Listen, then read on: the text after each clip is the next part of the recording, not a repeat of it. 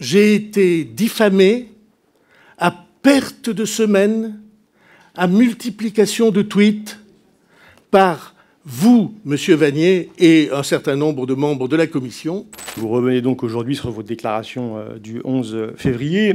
Pourtant, ce 11 février, vous disposez déjà depuis plusieurs jours, depuis le 29 janvier.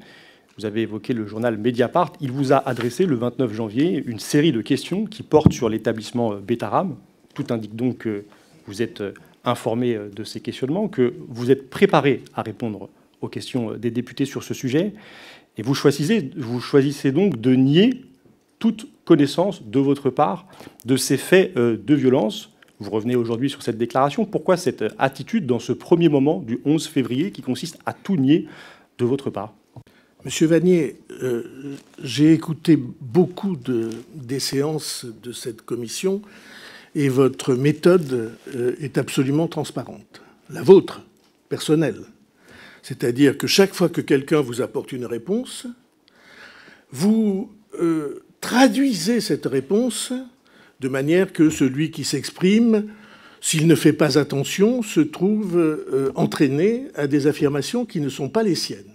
D'ailleurs, cette méthode, elle est exactement décrite dans cet excellent livre dans lequel vous êtes analysé et cité. Excusez-moi, et cette méthode, elle est décrite par Jean-Luc Mélenchon, qui est quelqu'un que je connais, je crois, et il dit « Vous n'avez pas besoin d'être de bonne foi ».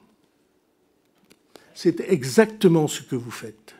C'est-à-dire que vous ne cherchez pas la vérité, vous la déformez tout le temps. J'ai été diffamé à perte de semaine, à multiplication de tweets par vous, Monsieur Vannier, et un certain nombre de membres de la commission qui prétendaient le contraire de la vérité. C'est indigne, pardon de vous dire ça. Vous êtes parlementaire, c'est indigne de mettre des gens en cause alors qu'on a sous les yeux la preuve du contraire. Je vous appelle, Monsieur le Président, à peut-être plus de respect, de sérénité. Et vous avez tout à l'heure eu une appréciation sur la dignité du parlementaire. Je vous invite, vous qui êtes Premier ministre de la France, à être dans le même registre de dignité, de respect de la commission d'enquête parlementaire et de l'ensemble des députés. Posez votre question, monsieur.